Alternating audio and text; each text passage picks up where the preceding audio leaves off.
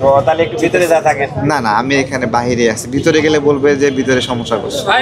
ভিতরে গেলে কোনো সমস্যা নাই, আপনি না, অনশন না। করতেছেন, আপনি আপনার নিরাপত্তার একটা বিষয় আছে। না না হ্যাঁ? না, আমি চাই আমি ভিতরে যাই, আর আপনারা হলো সবাইকে আটকে রাখেন বাহিরে, তারপরে সাংবাদিকরা ঢুকতে আপনাকে পারবে যে না। এত প্রথম দেখে গেছি, এরপর আরেক কিছু বলছি, আটকা না রাখবো না, আপনারা অনেক আপনি আপনার আমরণ অনশন করছেন এই জায়গায় গেটে, এখন রাত হয়ে যাচ্ছে, মশার কামড়ও লাগবে।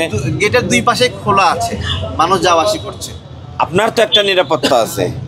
আমি আমি আমি আমি ভাই মরণ থেকে ঘুরে আসছি, আমাকে আর কি নিরাপদে রাখবেন বলেন? মশা টশা লাগতেছে না?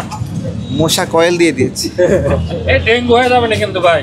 এক্সট্রিম মশার কয়েল প্ল্যান্ট ফাইবার দিয়ে তৈরি, তাই সহজে ভাঙে না, সুগন্ধিযুক্ত ও নিরবিচ্ছিন্নভাবে জ্বলে। ডেঙ্গু, চিকুনগুনিয়া বাহি সহ যে কোনো মশার বিরুদ্ধে দেয় এক্সট্রিম সুরক্ষা। তারেক ভাই একটু দেখেন ভিতরে যা থাকা যায়। হ্যাঁ,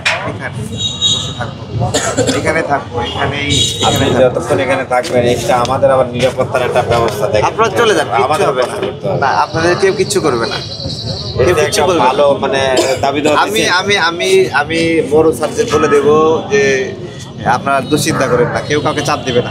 না না, চাপের বিষয় না, আপনার তো একটা নিরাপত্তার বিধান আছে। রাত্রি করে একা একা থাকবেন এখানে, নির্বাচন কমিশন ভবনের মতো গুরুত্বপূর্ণ আমি বিশ্বাস ভবনে করি গেলে আমি একা থাকবেন। থাকবো না, আমাকে আরো অনেক মানুষ আসবে, দেখতে আসবে। অনেক মানুষ আমাকে ঘৃণা করে, তারাও আমাকে ঘৃণা করতে আসবে, অনেক ভালোবাসে, তারাও আসবে ভালোবাসতে। ঠিক আছে, আপনারা দুশ্চিন্তা করেন না, একা থাকবো না। আপনি আপনি খাওয়া দাওয়া কখন করছেন? হ্যাঁ, কখন খাওয়া শুরু করছেন কখন? আপনি তো আমার ইন্টারভিউ নেওয়া শুরু করে না না, ইন্টারভিউ না ভাই, আমার তো একটা আপনার প্রতি তো আমার একটা নিরাপত্তার দেখতে হবে। আমার একটা আছে, মানে গতকাল রাতে যে ভাত জিনিসটা আমি খেয়েছি। বলতেছি যে আপনার আমরণ অনশন তো স্টার্ট করছেন বিকাল থেকে, যতটুকু আমরা জানি। আমি গতকাল রাতে ভাত খেয়েছি আমার পরিবারের সাথে। সকালবেলা আমি নিবন্ধনের কাজে খোঁজখবর নেওয়ার জন্যই বের হয়েছি, তারপরে কোথাও এখানে অফিসে ছিলেন আপনি? সারাদিনই ঘোরাঘুরি করেছি, চেষ্টা করেছি, বোঝানোর চেষ্টা করেছি।